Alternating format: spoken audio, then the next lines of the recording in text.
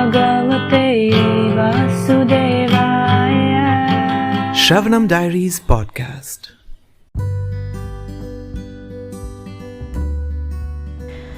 Jai, we're reading Bhagavad Gita as it is, the book by His Divine Grace, Abhay Charanaravinda Bhaktivedanta Swami Prabhupada, Chapter 6, Dhyana Yoga. Text 5. Udharetatmanatmanam natmanam avasadayet atmaiva hyatmano bandhur atmaiva ripuratmanaha. One must deliver himself with the help of his mind and not degrade himself. The mind is the friend of the conditioned soul and his enemy as well. Purport. The word Atma denotes body, mind, and soul, depending upon circumstances, different circumstances. In the yoga system, the mind and the conditioned soul are especially important. Since the mind is the central point of yoga practice, Atma here refers to the mind. The purpose of the yoga system is to control the mind and to draw it away from the attachment to sense objects. It is stressed herein that the mind must be so trained that it can deliver the conditioned soul from the mire of nescience. In material existence, one is subjected to the influence of the mind and the senses. In fact, the pure soul is entangled in the material world because the mind is involved with the false ego, which desires to lord it over material nature. Therefore, the mind should be trained so that it will not be attracted by the glitter of material nature. And in this way, the conditioned soul may be saved. Very important. The mind should be so trained that it will not be attracted by the glitter of material nature. In this way, the conditioned soul may be saved. One should not degrade oneself by attraction to sense objects. The more one is attracted by sense objects, the more one becomes entangled in material existence. The best way to disentangle oneself is to always engage the mind in Krishna consciousness. The word He is used for emphasizing this point, meaning that one must do it. It is also said, Mana eva manushyanam karanam bandha mokshayo bandhaya vishaya sango muktyai nirvishayam manaha. Quote, for man, mind is the cause of bondage, and mind is the cause of liberation. Mind absorbed in sense objects is the cause of bondage, and mind detached from sense objects is the cause of liberation. Unquote. Amrita Bindu Upanishad 2. Therefore, the mind which is always engaged in Krishna consciousness is the cause of supreme liberation. Text 6. Bandhuratmatmanastasya yenatmaivatmana jitaha anatmanastu shatrutve vartetatmaiva shatruvat. For him who has conquered the mind is the best of friends. But for one who has failed to do so, his mind will remain the greatest enemy. Purport. The purpose of practicing eightfold yoga is to control the mind in order to make it a friend in discharging the human mission.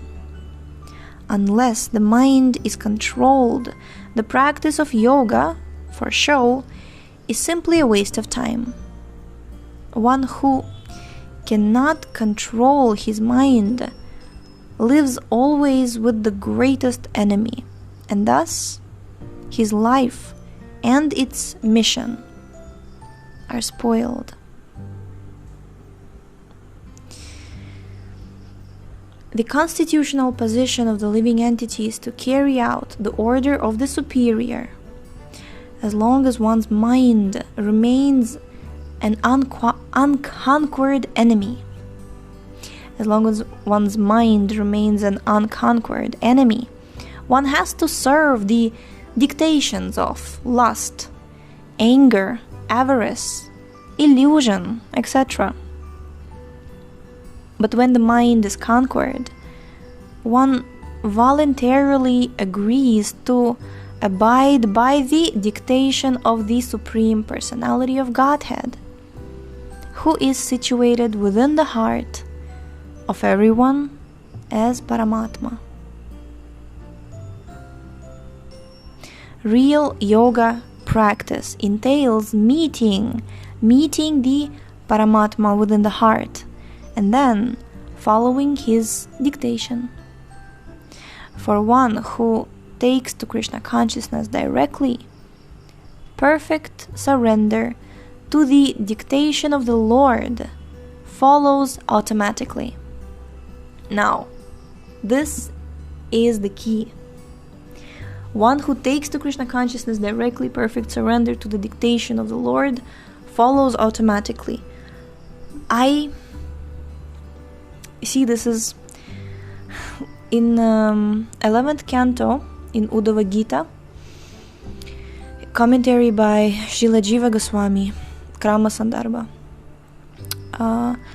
Jiva Goswami explains in one of the purports that actually for a devotee to try to control the mind is a deviation from pure devotional service. We're not here trying to, we're not putting extra endeavors, meaning having some separate practice that allows us to control our mind and then engage in devotional service. No. And here Srila Prabhupada says exactly the same. He says, for one who takes to Krishna consciousness directly, perfect surrender to the dictation of the Lord follows automatically. Because the mind is conquered means one voluntarily agrees to abide by the dictation of the Personality of Godhead, who is within the heart. He's within the heart. Jai. Okay, next. Text 7. Jetatmanah prashantasya paramatma samahita shitoshna sukha dukheshu tathamana pamanayo. For one who has conquered the mind, the super soul is already reached, for he has attained tranquility. To such a man, happiness and distress, heat and cold, honor and dishonor are all the same. Wow. Okay, I wonder when I will come to that level. Okay.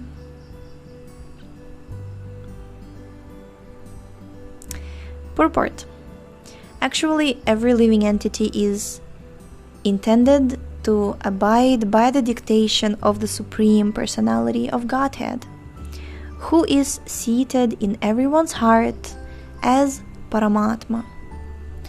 When the mind is misled by the external illusory energy, one becomes entangled in material activities.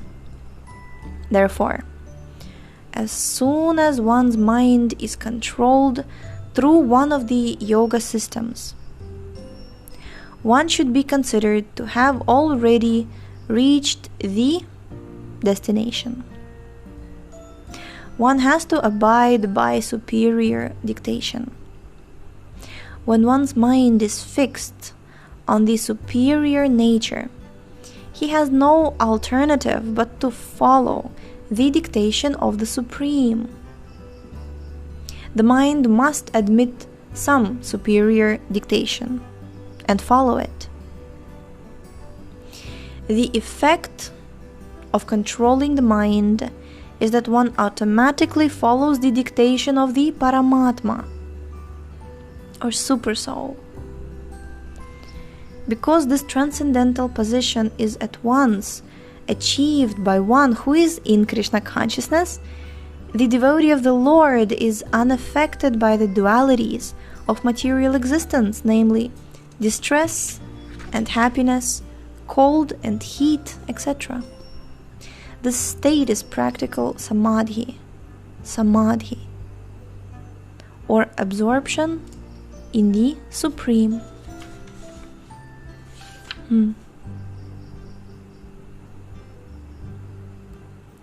Just like I received a phone call just before recording this episode from Sadhguru Prabhu. He is one very nice devotee I know.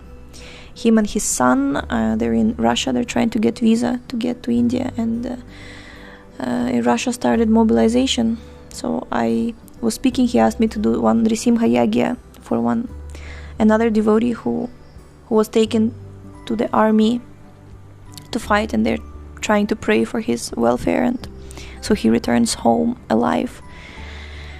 And I was telling Sadhguru Prabhu that please, I will pray for your quick journey home, back to Mayapur, that he comes here as soon as possible. And Sadhguru Prabhu, in his usual devotional surrender, he was like, well, yes, as Krishna wants, we should see Krishna in everything, in every situation. I was like, Jai, this is Krishna consciousness. Yeah. Alright, so text 8.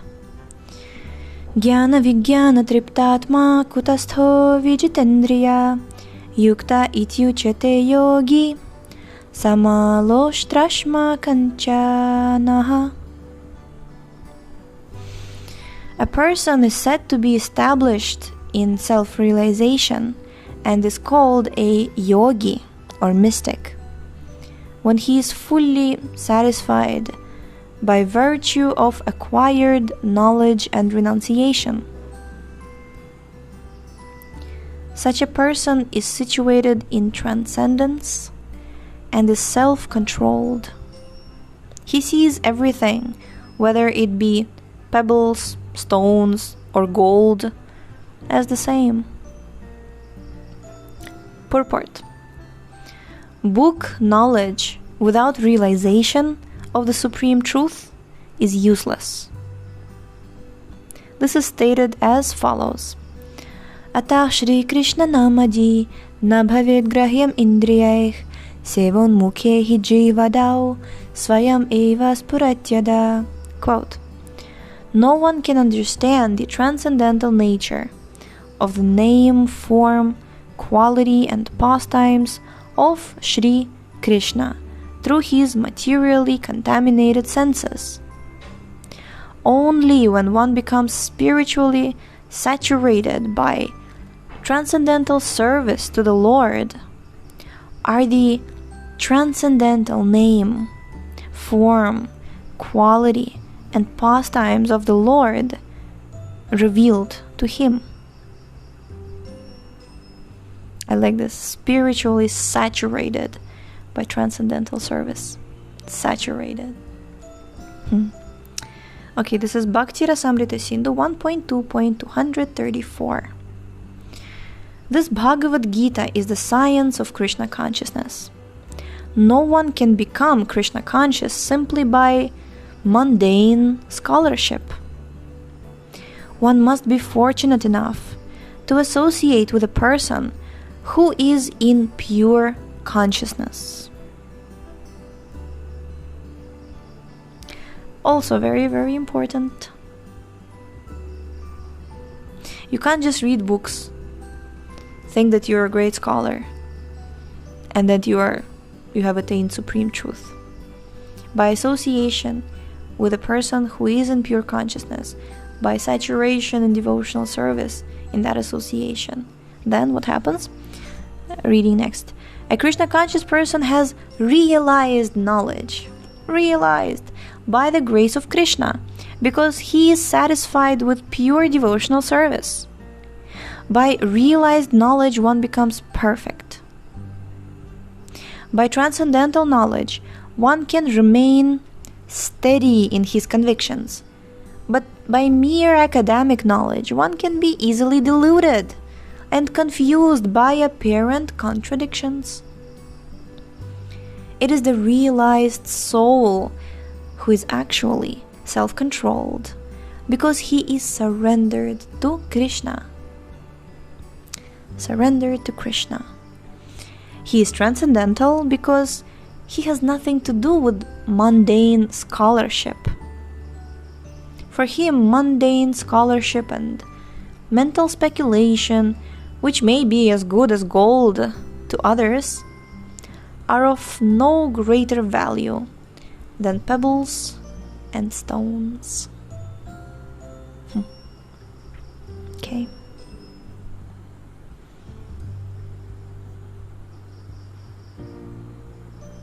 Okay, last verse for today. Text 9.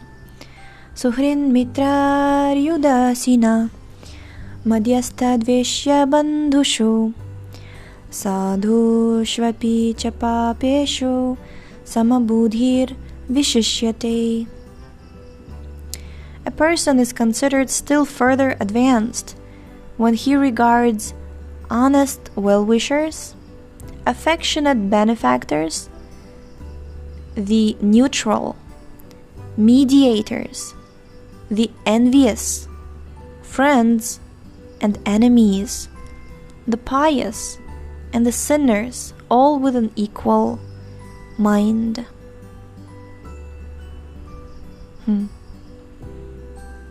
Today, right now I'm at Mayapur Academy. There is Brahminical culture and ethics. The course is going on, and Primanjana Prabhu, he gave everyone a task that tomorrow when you wake up, there is this verse in Srimad Bhagavatam where Prahlad Maharaj is praying for everyone's welfare, like Swasti something, I forgot.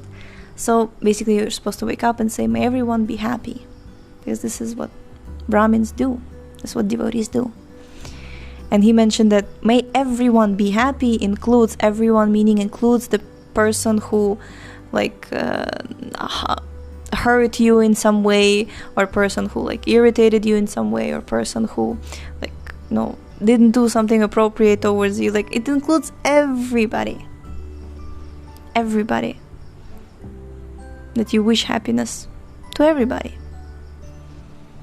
And this is also the verse about that. You see friends and enemies, pious and sinners, well-wisher, the envious, with an equal mind. I also remember in, I think, 12th canto of Srimad Bhagavatam is described that we should meditate in order to, was it to overcome envy, or was it to overcome bad negative feelings towards other living entities, something to that effect. You should meditate how all the living entities are there on the chest of the Lord, like in the Kaustubha jewel, or on the jewel. Basically, all the living entities, they're resting on the chest of the Lord, all of them, including the ones we may not like, or including the ones that may have done something which really upset us or angered us or anything. But ultimately, we're all one big family. Yeah, of the Lord. When Krishna is in the center, then we can have that vision. Alright, so Jai. Jai.